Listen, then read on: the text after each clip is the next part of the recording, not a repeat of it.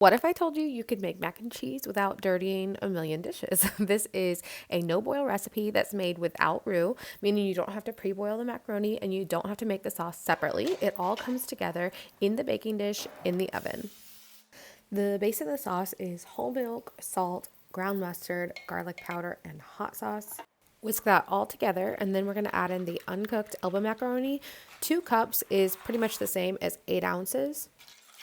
Spread that out in an even layer, and then we're going to top that with thin Velveeta slices. You want to slice it as thin as possible and evenly distribute them across the pasta. Top that with half of the shredded cheddar and mozzarella. Shredding your own cheese is always going to give you a creamier result, but the whole point of this dish is less effort, less things to clean. We're going to top that with thin slices of butter. You're going to cover that all up with aluminum foil and bake it for about 45 minutes. At that point, the macaroni should be cooked, so you can throw it back in for another 5 minutes if your pasta isn't quite done.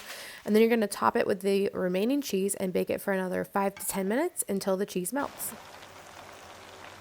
The macaroni and cheese ASMR you never knew you needed.